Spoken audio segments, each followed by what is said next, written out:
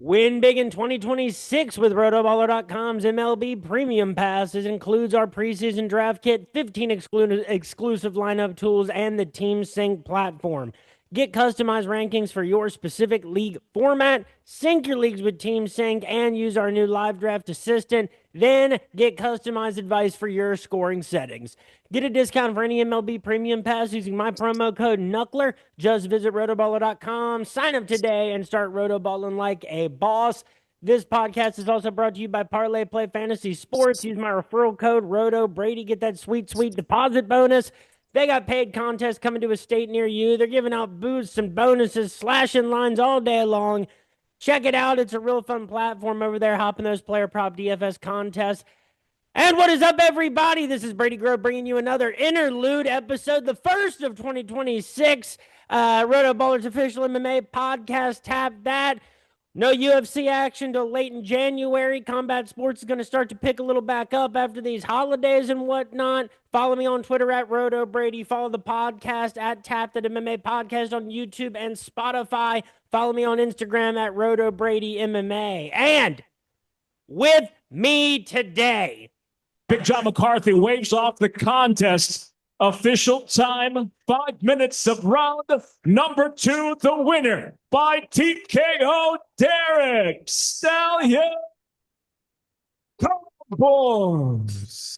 you heard it there, folks. He is a 20-13 professional, an OG of the Bellator days. Give it up for Derek the Stallion Campos. Derek, thank you so much for being here, man. How you doing? How are your holidays? Yes, sir. Thanks for having me on, Brady. Holidays were great, man. Just spent time with family. Took been training and just kind of, I just enjoyed it. Good to hear. Good to hear. And so this fight at Fury FC 113, that's still on for January 18th, right? Yes, sir. Yes, sir. Just finishing out camp and getting ready to go lock in and take care of business. So So, folks, the opponent is going to be Artur Minev at Fury FC 113, January 18th. The dude is a 6-0 professional. mm, Um, you know, it's an interesting fight for, this stage of your career. It's going to be the toughest test of his career. Oh boy, I think we lost Derek.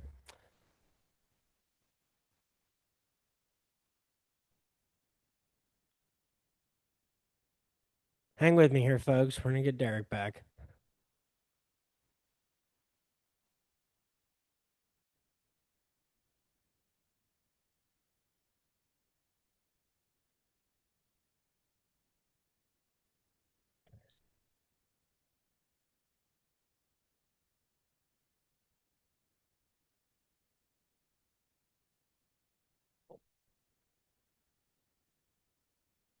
Folks, at the very least, I'll tell you to check out my MMA DFS values picks articles that come out once the UFC starts back up on Fridays through RotoBaller.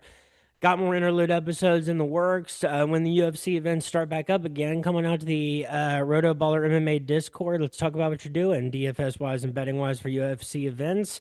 UFL season is going to be starting just in March, and so look out for my weekly UFL betting articles through RotoBaller as well. Just waiting to get Derek back. I would pause the recording, folks, but I have some bad history with that.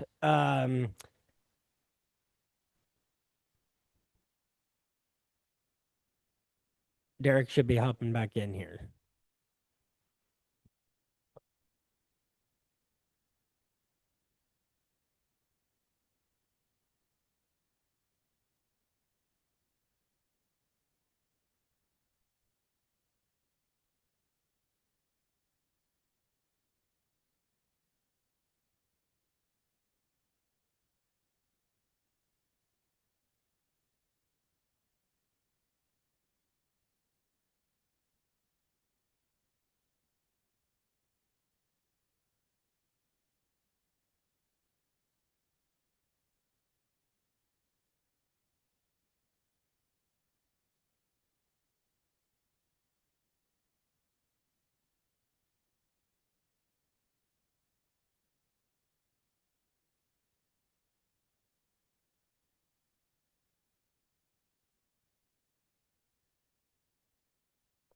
Let's see. Folks, um, just waiting for Derek to hop back in for some technological issues, it seems. Um, what I'll say, it does seem like I'm going to be on Wager Wars, hopefully contending for the title, it seems, against Couch Warrior MMA.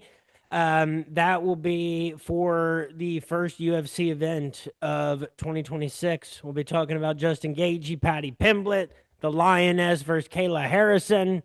Um, so check me out on Wager Wars when that comes. I'm gonna be studying hard for that one. Can't wait to see my guy Couch Warrior in the ring for the belt.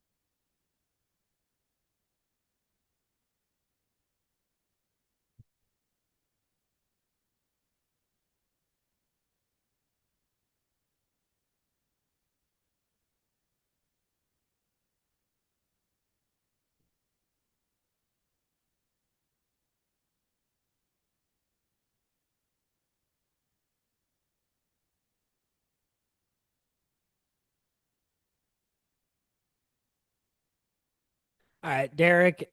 Zoom completely booted him out. He has to re-sign in.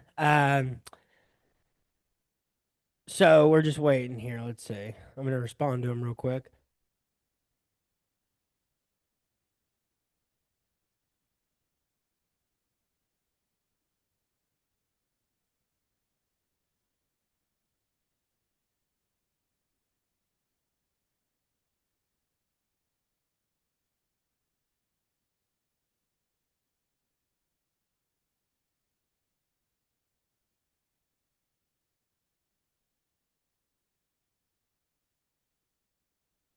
Okay. Derek signing back in. Should be going back shortly. Here we go.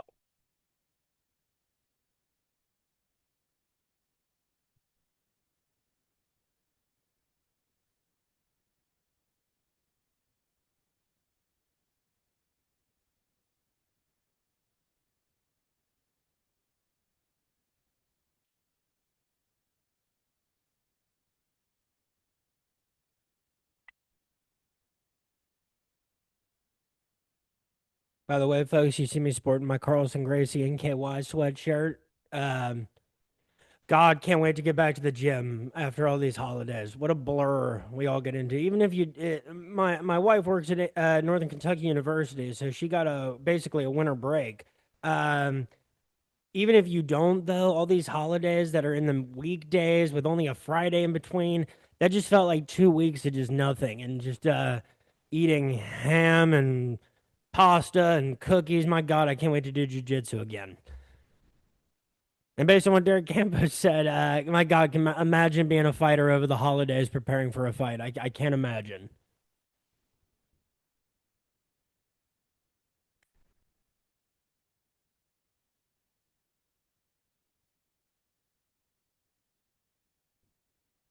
Yeah, folks, I got Chris Brennan on the schedule. I've got Robert Vericchio on the schedule. I'm going to be hopefully talking to Crystal Van Wyck as soon as possible. Just need to lock down a date for that. I've got a new sponsor in the works. So that's I've been busy over the last month trying to, like I said, I told you all before the new year came that I had some clear visions on how I wanted to improve this podcast experience. So I got to work on those. Hopefully, you will see the fruits of that labor soon.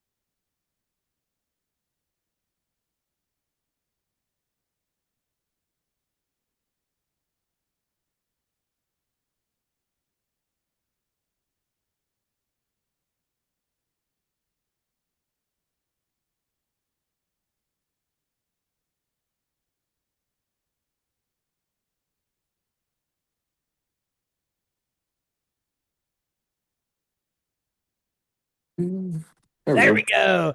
All right, Yeah. folks, Derek is back. I'm back. So what we ended off on, what I was asking you is like, you know, like it's a 6-0 prospect. He's fresh off of facing someone with at least a good amount of professional experience. I believe like 25-12 was the record of his last opponent. He's fought Yeah. decent promotions, but you are going to be by far the biggest test of his career. What are your thoughts going into this fight? And because let's be honest, this is a fight that a lot of dudes in your position wouldn't take. Yeah. No, I did my research, did my homework. You know, he's a young up and coming guy, and they're clearly building him up and you know, testing him further and further as his career progresses. So I'm just gonna go in there and do what I need to do to show him that, you know, this old bull still has it, you know what I mean? So I'm looking to go in there and just knock him out and, you know, shut down his hype train down and then make a statement and say, you know, it's my turn to have a shot in the UFC. So It's crazy because, like, obviously you did your homework, and you got to think that he did his. oh yeah. It's crazy that like either. I mean, he has to know what he's in for. You know, you've been in some absolutely legendary bangers over the course of your career. And so he has to know that like whatever happens on January 18th is gonna be a battle. Yeah. Yeah, it'll be nothing less. I mean, I'm gonna get in there and do what I do and just meet him in the middle and get to work, man. That's it. I've strategized what I need to do to win this fight, and when it comes down to it, if we need to swing it out the last however many seconds, I mean, well, I'm going to do what I need to do to get it done against this young guy. So I know you were supposed to fight in bare knuckle back in June 2025, and that fight ended up falling through. Is that something that you're still planning on ever doing? You know, I don't know. I've just, truthfully, this last year was kind of a rough year for me personally, and really just had to realign myself and get back into a line with God and just kind of, you know, figure myself out.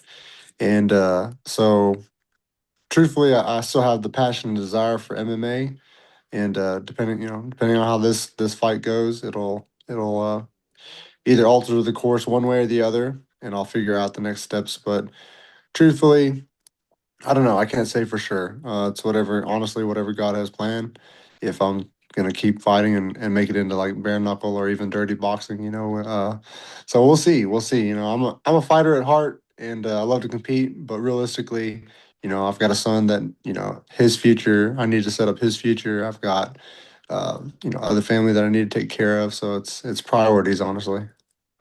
Yeah, because you've done. I know you did the custom rules bout with Triad Combat. You did some like Muay Thai with Peak Fighting, and it's like it's interesting because you know for fighters now, there's a lot more of those opportunities than there ever used to be of things that are just slightly outside of what mixed martial arts rules are and everything. So it's like if people want to do something with some greater specifications to it for where they're feeling in their career, there's just a lot more opportunities for that now. Yeah. Yeah, no, I mean, the doors are open for, I mean, pretty much everybody to get into what their, I guess you could say what their cup of tea is. I mean, you've got the UFC, BJJ, you know, everybody getting into that. And, you know, if you want to do just Muay Thai, 4 ounce Muay Thai, there's that, you know what I mean? So it's nice to see the game kind of it's separating in ways, but still the mecca is competing in MMA and being the champion in that perspective, you know what I mean? Yeah, like Dirty Boxing, as you mentioned, like that's been a huge one. Like a lot of people have Yeah. been like going over to that. People love it. Like in it's they market themselves well too. They get a lot of they have a spotlight, you know, because Hmm. and but the rule set is fantastic. It is amazing to me in the year 2025 and 2026 that people can still come up with new ways to do this. You know, Yeah.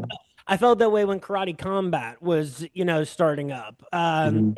Any business issues aside for them, the fact is it's a very unique rule set and it Yeah. offers something to different combat athletes that MMA sometimes doesn't.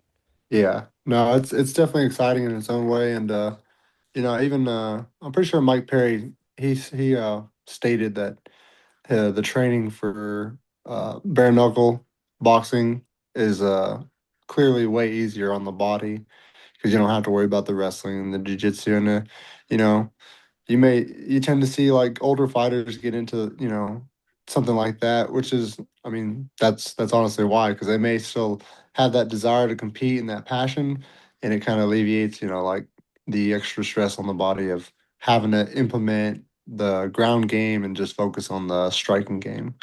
Because like whenever I was getting ready for the bare knuckle for BKFC, just working boxing, working that alone was nice because, it was easier on my body. You know what I mean? I wasn't having to wrestle and do jujitsu, which I love to do. I still did it anyways, just because, when you get in that clinch, you want to have that grip strength, So, but it's different, but I think it's gonna keep taking off. Oh, for sure. I mean, like, the real thing why BKFC and BYB and dirty boxing, the real reason that, like, those things are taking off, because there's a lot of exciting combat sports. The fact is, those groups tend to do good business. Like, they market themselves well. It seems like people are happy fighting for them. And not only older fighters, but people that have not had success in MMA, that tried MMA and were 5-8 or whatever it is, or people who were, 4-8 as pro boxers. They go to BKFC, and the rule set and the environment that you're fighting in, Mhm. the ring and everything, it just works to their greater advantages as fighters. So, it's interesting what it offers. Yeah. No, it's I definitely agree with you there. I mean, you can chop it up to, look back whenever, you had Michael Jordan when he went to professional baseball or when he went to play baseball, that wasn't really his cup of tea, but then he had basketball, you know what I mean? It's kind of the same thing as, fighters that don't necessarily flourish in MMA go over to like bare knuckle and then, boom, they're exploding, you know what I mean? Like look at Mike Perry. Mike Perry had a good career in MMA, but he has an even greater career in bare knuckle because that's, I mean, he's a dog. That's what he's made for. You know what I mean? So it's just kind of finding what your weapon, your greatest weapon. You know what I mean?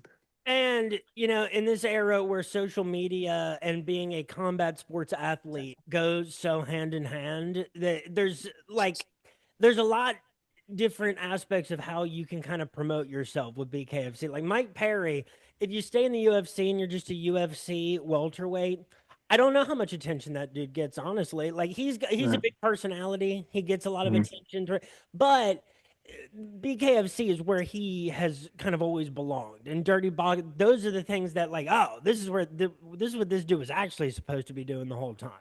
And they can kind of partner up with like OnlyFans and all that kind of stuff, and it's just a different kind of internet flavor, Mhm. and it works well. It works well. I know that like all the people I've talked to that have ever fought for BKFC and BYB, they're happy with the business relationship and the way that it sets them up. Mhm. This is my son. Hi. Hey, how's We're, it going? we're Glad to talking have you. Brady. We're doing an interview. We're talking about fighting, my upcoming fight, and then my just other fighting topics. Is he a YouTuber? It doesn't look like you're on the calling app. I'm on Zoom, baby. What's Zoom? Yeah, I'll explain here in a minute. But yeah, no, yeah, I agree, man. It's just, somebody may not flourish in one division or one promotion, but they just take off in another. That might have been a first. That was fun. I'm glad that happened. Oh yeah.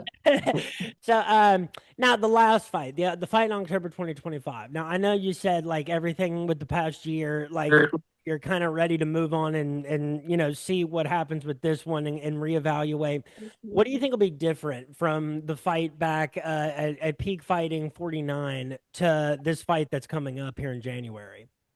I just have a different mindset. I'm just uh mentally, physically, spiritually, I'm aligned, and you know, I've just sorted out things in my personal life that I needed to, and just ready to get after it, man. Just finish the journey and cement my legacy how I need to cement it. You are wearing the salt and pepper facial hair fantastically, I will say. Oh, thank you, brother. Thank you. Now, dude, like your pro career started back in 2009. And hilariously, the first time that you met up with Diego Brandao was actually February of 2010. It's crazy when you look at people who have had long professional careers, some of the people Mhm. that they ended up fighting in just like, some random promotions, like on the way up. Um, it wasn't that long really into your pro career until you ended up signing with Bellator. And, Mhm. right off the bat with Bellator, you're fighting Rich Clemente. And you took a couple fights with like King of the Cage in between. But like, what was the vibe when you first signed with Bellator? Like, what were your expectations? Was it like, were you thinking like, oh, like this is going to be a promotion that like takes off and becomes one of the premier promotions?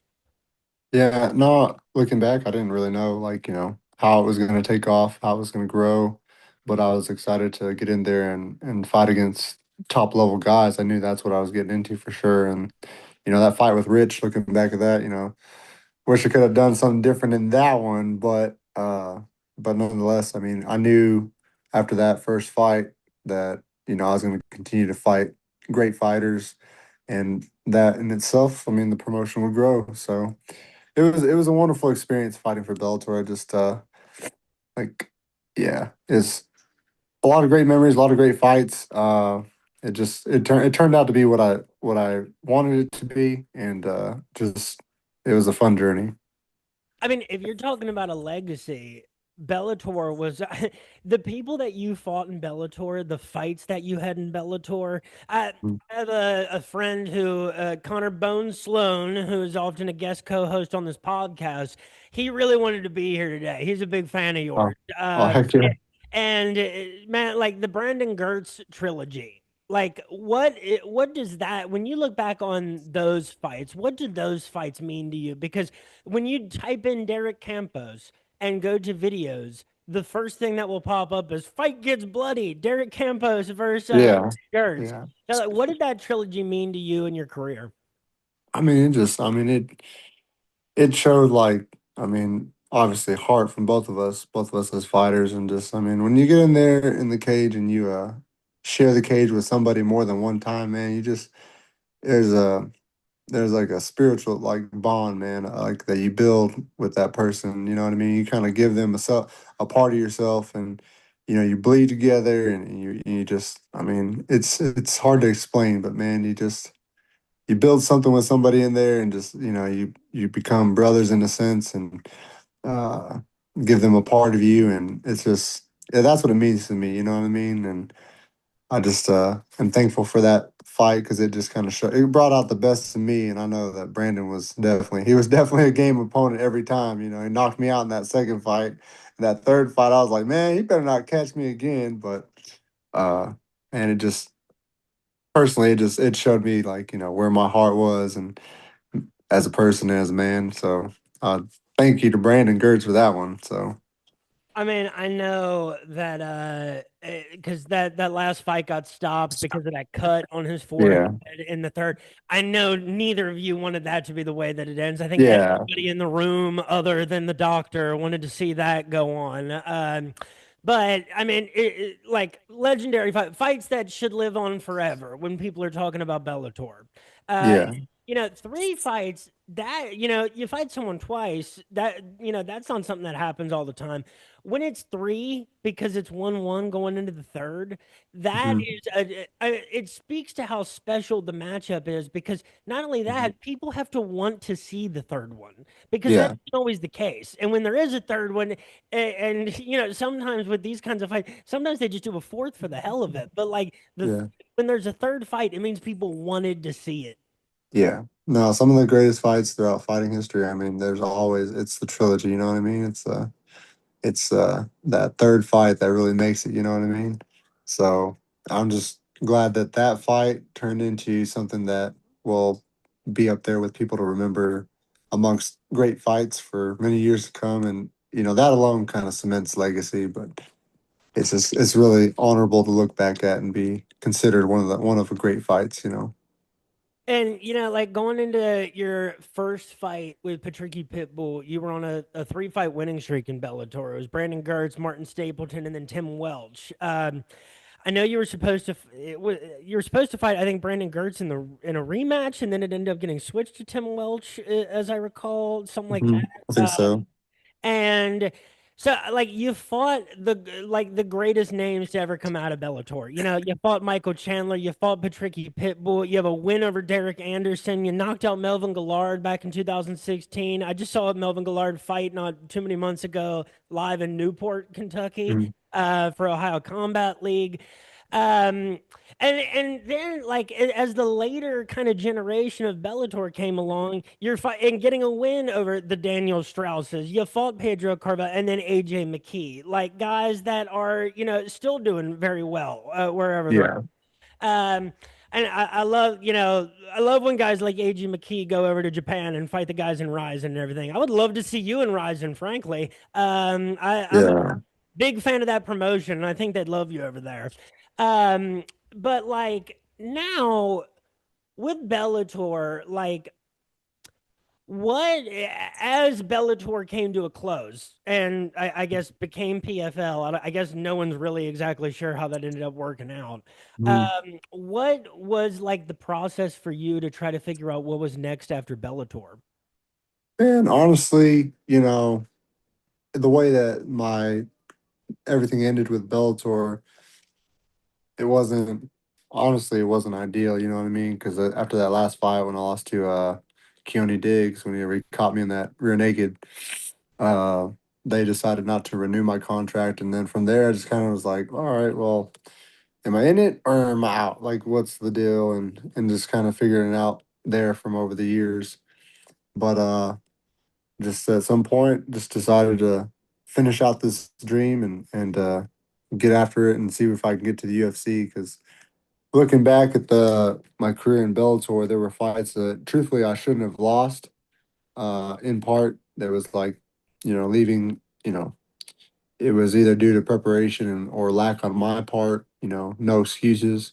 Um, so there's like four or five fights I can look back at and say, you know what, man, if I would have done things like this way, I know I would have won. So that doesn't that doesn't sit well with me. So personally, I'm like, man, it's time to just if I'm gonna finish out this career, do it right, and put all change up a few things I need to change up and realign myself with God and focus and see where this goes. So but nothing against the guys that I fought. They beat me fair and square, a few of them, and but I'm a fighter, and that's what we do. You get in there and get after it, whatever, no matter what you need to do. And the loss to Sam Cecilia in 2018, that was a split decision. The Yeah, more recent Diego Brandao fight, which was also a great fight, that was in, and I know you're gonna say peak fighting 29. That decision, I think I would have given it to you. It was a very competitive fight, but yeah, it was very close. But I could see from both of your faces when those scores were being read that you both thought that you were the winners of that one. yeah, yeah. No, you can definitely see it. You can see it on my opponent's face.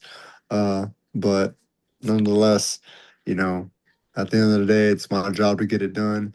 Like I said, looking back, there were some split decisions throughout my career that, man, you know what, like I, it was even if it was bad judging, I should not have been edged out competitively, and however that may have swayed the judges, and my record would be a lot different than having those fights like that. And a lot of people overlook that. They look at guys that have records that are like 20-13 or 25-12, or they overlook that, and they overlook they look at the last few fights that they've had, and nobody knows like what that fighter's going through, what's happening with them. You look at my buddy Sean Spencer. I used to train with him back in the Dallas area, and he was running down his dream of being in the UFC. And towards the end of his career, it's several losses in a row, but he gave testimony here recently as to what it was that transpired in those training camps and what he was going through, and you know just because a fighter has losses towards the end of his career or looks, lost, you see loss, but in itself, the fighter wins that fight. You know what I mean? Because they still went in there, handled business, and gave it their all. That's the win in itself. I think a lot of people overlook that, and that's what truly makes a great fighter and a man. You know what I mean, or woman. So And That I will dub, and I guess this is an original thought by me, but I will say that that is the Griffin Bonner rule. That in a great fight, there is no loser. There is a reason Hmm. that a lot of guys in the UFC can lose 5 out of 6 and get a title shot after one big win. It's because Hmm. people don't consider a lot of those fights losses when they're bangers. I mean, look at Justin Gaethje, man. Like no one looks at Justin Gaethje and says, "Oh, he got knocked out by Max Holloway," because he did. It was a highlight reel knockout of the year thing. But all we remember is that that was one of the greatest fights we've ever seen. Yep. Oh yeah. They don't see, they don't see Gaethje as like a bum because of it. They see it as, man, that's a great fighter. He went out on a shield, and you know what I mean. That's what it is, man. You put on your armor of God, and you go out there and you give it your all. You know what I mean. So that's just that's what it means to be a fighter, man. Some days you're on top, some days you're on bottom. And I say it all the time, man. Like the year is 2026.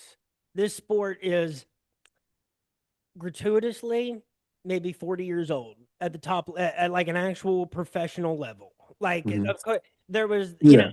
there was Valley Tudo and Pancrase, there was all that stuff. And really that was closer to what we know as MMA than UFC 1 was. But, really the sport is not old. I did a whole thing on Twitter not long ago where I was like, yo, like 40 years in, the NBA was welcoming Larry Bird and Magic Johnson. Like that's the reality of what it means to be a pro sport that is 40 years old. Mhm. And what now the technology, the training, our understanding of sports science a little bit more is allowing careers to kind of go on a little longer. Like Mhm.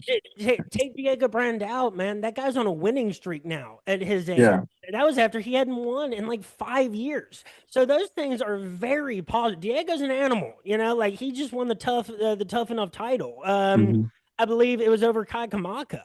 So like there are in this sport where like people with 25 and 13 records are like some of my favorite fighters ever. You see so many of those over in Octagon, you see them in KSW and in Ryzen. This is a sport where it is okay for those records to exist. This isn't boxing where you need to, defend that loss column over everything else. And Yeah. guys that are 37 years old and they've had a ton of awesome fights and they want to still fight, there are opportunities available to them and they have a few more years of doing this at the very least. Absolutely, man. I mean, it comes down to the fighter, the individual, and where they're at. It's great to see Diego where he's at and his success. And I truly believe that's because he's turned things around in his life that he's needed to. And you know, after speaking with some of his close teammates, and they just said that he turned things around, and that's why he's doing so well. And it just comes down to your mindset and your focus. And if you have that mentality and that focus and you manifest it, it can be done. You know what I mean? And then of course all glory to God, like getting it done. That's what it comes down to. So the door is open. You just have to walk down that, walk through it whenever God opens it. You know what I mean? I also know that you're very family centered, and that seems to be such a good thing for so many fighters once they reach a certain point in their careers. Yeah. Yeah. No, you know, I, I think that, when you're fighting and you're at the peak, you have to have a strong home life. You have to have, your family behind you. When you have your friends and your family behind you, that's just more, fuel for the fire. I can feel personally when I like how my friends and my family, how they believe in me when I get in there, how they're rooting me on. As soon as I announce a fight, I always have my cousins hit me up like, "Hey, when can we get tickets?" And it's like, "Oh, heck yeah!" So that's definitely a must. I mean, faith and family and the things on your home front, you have to have those aligned. That way, you can get in there and truly be focused in and sharpened and ready to go. You know what I mean? Now, like your pro career started at, all right, I'm going to say that again. I don't know where the microphone was. Your pro career started back in 2009. It is 2026. That's 17 years ago. Honestly, man, what are the differences that you see in the sport now as compared to then? And let Man, me let me be more specific because that was way too general, and you could probably talk for 3 hours about that.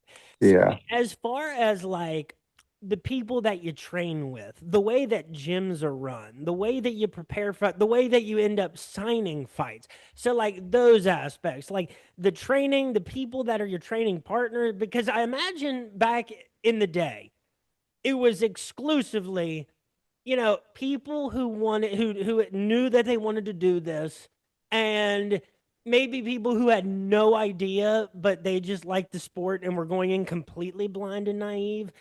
Now there's it's hard to find people that aren't at least familiar with mixed martial arts as a sport. yeah, In 2009, a lot of people didn't even know it was legal. And yeah, that is not me exaggerating. So like yeah. the differences in like the people that you work around, the way that you train, the way gyms are run, what have you noticed? I mean, I would say honestly, truthfully, back when I first started, when it came to training, I mean, we used to spar and like just beat the crap out of each other, man. I feel like nowadays, maybe it's a little bit more strategical, depending on who you train with. Your training partner can be like, all right, let's get after it. You know what I mean? Let's bang a little bit.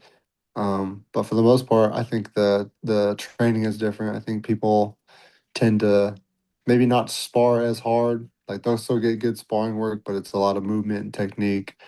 And the training's definitely not as it's more evolved. Everybody trains to switch from orthodox to southpaw to learn every single martial art that they can. Like everybody's able to touch on jujitsu to Muay Thai to judo. Like you know, everybody is like a jack of all trades. You know what I mean? Like they really fighters now know how to like just get good at like there's everybody's well rounded now. You know what I mean? Like you can't leave one area untouched because the competition out there will capitalize on it and shut you down in that area. You know what I mean? So we used to see, you know, uh, the striker versus the grappler. Early on in the UFC days and whatnot. But now it's like you never know. It just comes down to who's better at what. You know what I mean? Or is this guy going to beat this guy at his wrestling?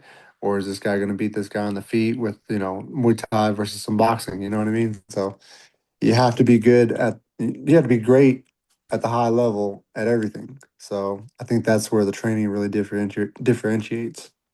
And the most recent guest that I had on the show before you was Tony Freakland, like a real OG of the UFC, and he had been with Militich Fighting Systems, and like that is a different era of dudes. Like kind of like you were speaking to before about the way the training was when you first started. And now like the sport is just MMA. People came in well disciplined in other sports and fought in MMA. Now people just practice the sport of mixed martial arts. And it's why we see so many fights where like submissions outside of a few specific ones that are always going to be trusty in there Mhm.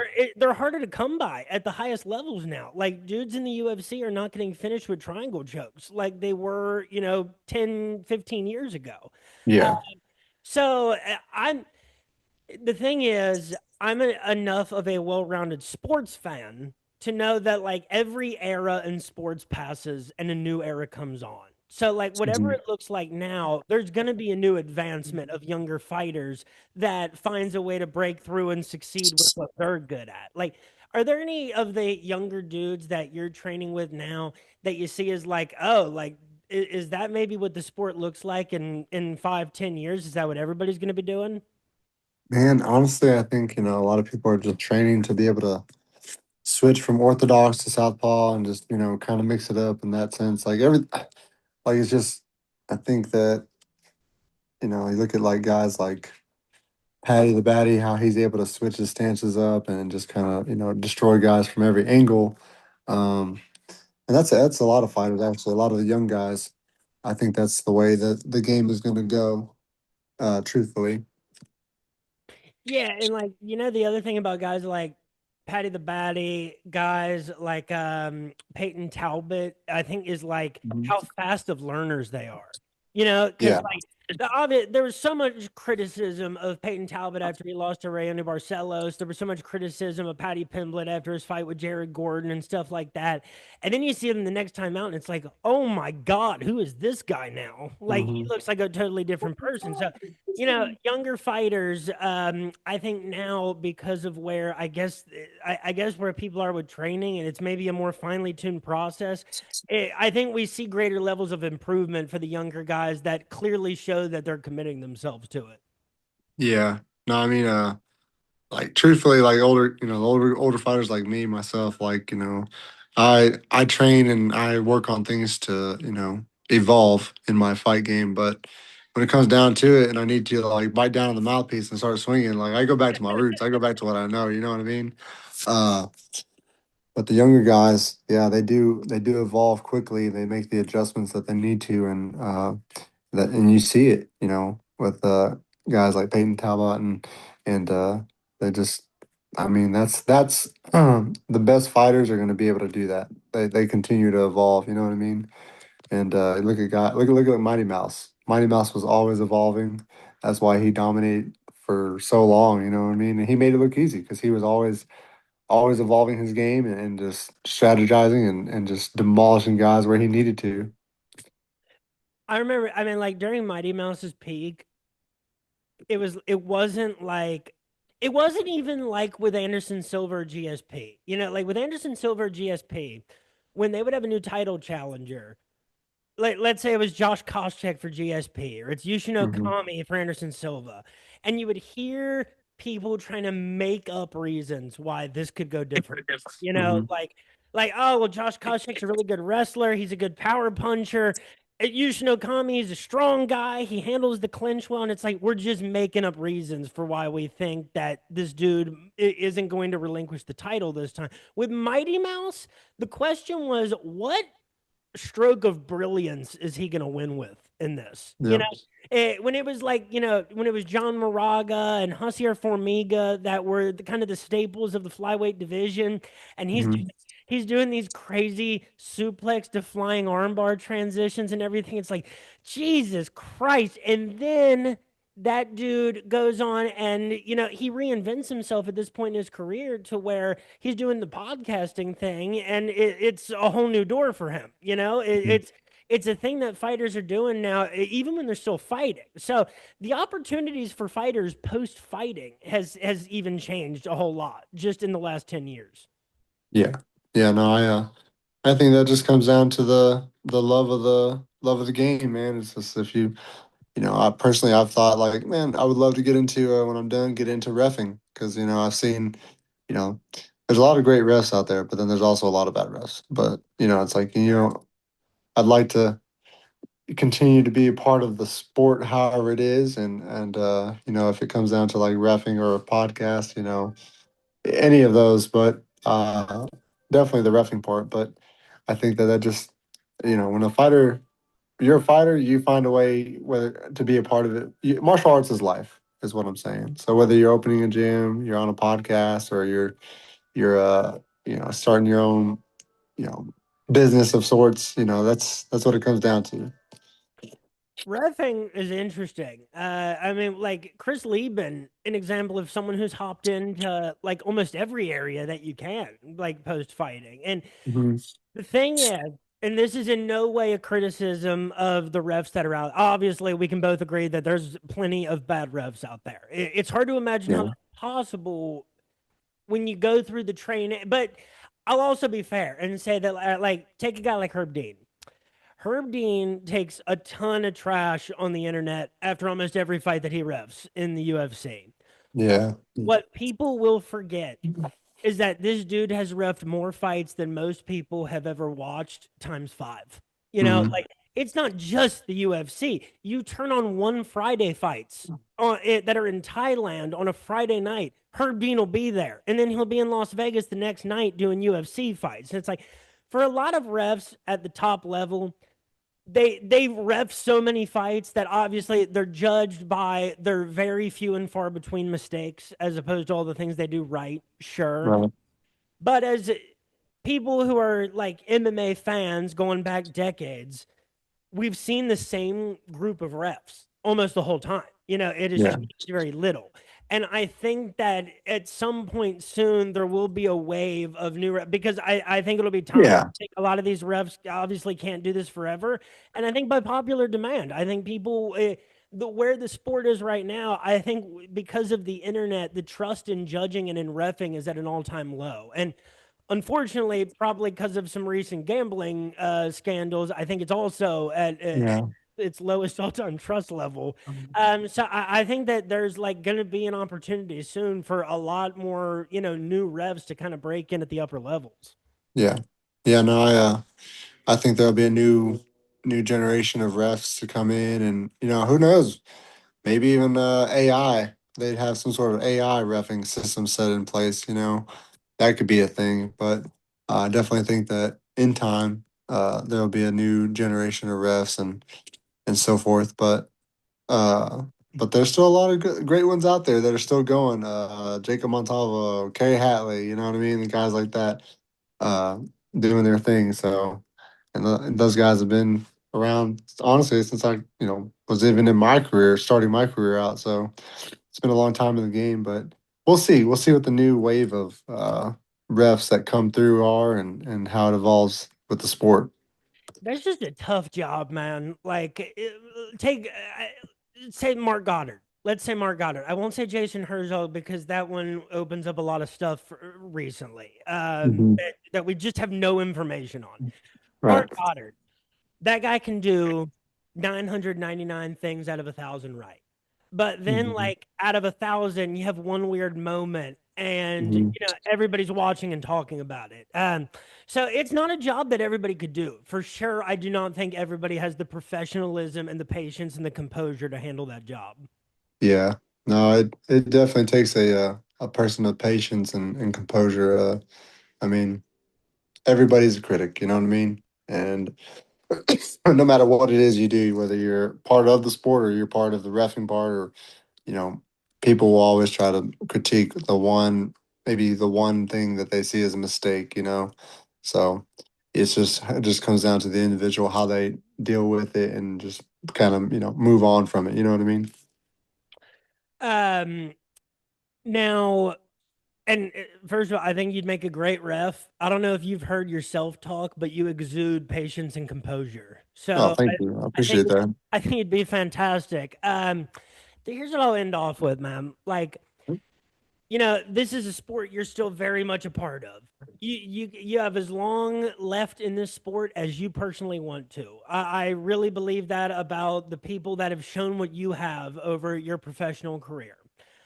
And you said, for the love of the game earlier, and this is to that point, is as a fan of this sport, as someone who has been a major part of this sport for a long time, what are some things that you would like to see change or to be different about the sport moving forward in the next 5 to 10 years for the future generations of fighters and fans? Um, Honestly, I'd like to see some more weight classes. The weight cutting is a really big, I mean, that's an issue in itself. I don't think that fighters, I mean, big weight cuts are hard. They're dangerous. I think there needs to be more divisions and just take away you know, the whole cutting thing period in itself. I think that there should be mandates and rules that, keep fighters within a safe distance pound wise for their fights. Because I think we'll see greater longevity in the careers of fighters. I think that we'll see greater fights from the fighters if fighters are kept within maybe a five, at most, maybe 10-pound range of cutting weight. Because I mean, I've talked about this before. You look at Oliveira versus Torpilla. You know, Oliveira, he looked drained going into that fight. And I think that he got knocked out so quickly, honestly, because he probably had such a strenuous cut. You know, so I'd like to see that changed up, the rules for weight cutting and possibly some more weight classes, closer divisions, because you jump from 155 to 170. You know what I mean? Like, why not have a 155, 165, 175, 185? You know what I mean? Uh, and then, uh, yeah, that's really a big one, honestly. Well, I'm super glad that you brought that up because that was a question I actually wanted to talk to you about because you are the former King of the Cage light welterweight champion. That weight was, I believe, 163 pounds that you guys ended up weighing in at, more or Hmm. less. That was against Joe Condon back in October 2012. Hmm. I Here's the thing: it's a thin line you toe, right? Because with boxing, we've seen what the problems are. The problems with boxing are there's approximately 700 different champions of the different Hmm. regulatory bodies. There's a light and a super and a mega class for every single weight. And you don't want it to become that because you don't want fans to not be able to keep track of your champions. At the same Yeah. time, man, 160 pounds makes a ton of sense as a weight class. 165, 160, whatever you need to do. And middleweight to light heavyweight, Hmm. and then light heavyweight to heavyweight, there's got to be something there. Yeah. There should be cruiserweight MMA. There, Yeah. think about, and this isn't just me saying this is for health and safety of fighters, because obviously that's a huge consideration, and it is. This is for the business of the sport as well. I Yeah. think that Michelle Watterson was possibly, robbed of 5 years of being the best atom weight in the world because there's no higher level atom weight divisions. And we're Hmm. seeing the featherweight women's division kind of dissipate. It really only existed for a little bit of time because of Amanda Nunes, and then it kind of got revived a little bit with Kayla Harrison. Now they're going to Hmm. fight at bantamweight. They're going to make Kayla Harrison cut to bantamweight again. Uh, Which is insane. it, Yeah. when you fight as a souped up 155-pound female cutting to 135, I mean, we all saw the pictures of her at the weigh-in, man. Like that's crazy to see what the result of that is. So, I am in it's not something that a lot of more casual fans, I hate to use that term, but it's not something they'll Hmm. agree with. But it's like, dude, I love to see women's featherweight. I loved when PFL was doing women's lightweight. I love atom weight. I think that there just needs to be maybe a few more weight classes. And Yeah. I don't think you have to go crazy with it, but I do think there should be cruiserweight because we also got robbed in maybe a few years of Mirko Krokop being the best cruiserweight in the UFC. Yeah. There needs to be more divisions and regulations to the weight cutting. Um, Let me put it like this. I think that honestly that it should be regulated in a way that, you should be your diet, everything should be tracked and your weight should be reported each week, and that way you fight within, honestly, truthfully, like a 5 pound range of your weight class. Because think of it this way: you look back at the old days of the gladiators. Do you think those guys were down there cutting weight? No, they were trying to keep their bodies hydrated, primed, fueled as much as they could with whatever food they could get, probably. And then when it was time to fight, they went and fought. You know what I mean? They were probably fighting at their peak or their most fulfilled weight they could be. You know what I mean? And another way to look at it is, if you're walking around on the streets day to day life, and say somebody comes up to mug you and your family, you got to fight right then and there. Your natural God given weight, whatever you are. You know what I mean? Uh, there's no time to be like, oh, hey man, how much do you weigh? Can you go cut some weight and I'll meet you at this weight class? No. So I think that if truthfully, if we could, create some rules and regulations to have fighters fight at their most natural given weight, uh, like right now, I wake up at 180. Like I'll fight anybody right now at 180. You know what I mean? Or I'll fight anybody. Period. But if it came down to it, and the day was like there was a day and period where you had to fight at your most natural weight, we all should just be able to fight. Wake up, take a shit and piss, and say, "All right, let's go get after it." You know what I mean? And not have to sit in a sauna for an hour or so, however long. And that's the thing is that the it's also a quality aspect, like dude, as someone who's watching as many MMA events every week as possible, no fans want to see a big matchup ruined by a dude being drained by his weight cut. Like Yeah, we want to see everybody at their best. We used to see so many people. We used to see so many open weight Grand Prix in this sport yeah, where it wasn't a big deal. And obviously, like I see arguments against, but it's just like you should give athletes the opportunity to compete at whatever makes them the best athlete. Yeah. Because that is what ends up being the best product. Absolutely. I agree with you there. And then, like I said, it'll create longevity and healthier fights and for the fighters. And uh, hopefully one day there will be better regulations for that, to keep fighters safe and just keep it. I mean, it'll keep mixed martial arts in the right path. If you take a look at some of those Canadian promotions, like the Samurai MMA, Unified MMA, they do like some of those like light welterweight, super Hmm. middleweight kind of fights, and I really like it. It's something that a lot of American MMA fans aren't used to, but again, people are fighting at the weight they want to fight at, and they feel Hmm. better, they fight better. Oh Uh, yeah. so I think it's inevitable. How many weight misses are? Here's what we know about it's funny when I talk to like a regional prospect who's like 5-0. I could say Hmm. this as freely as possible. I have no idea what your thoughts on Dana White and the UFC are. It's not as Hmm. important here. What I'm saying is what we know about Dana White historically is that he does change his mind just after a long time and after it makes sense to him. So I think that a lot of these weight class things are inevitable. I think the fighter pay structure kind of stuff changes, bigger changes there. Those are inevitable. When they'll come along, I can't say, but I do think they'll Yeah. come along. I think that basically evolution of the sport, natural selection of the sport is going to force those things to happen. Yeah.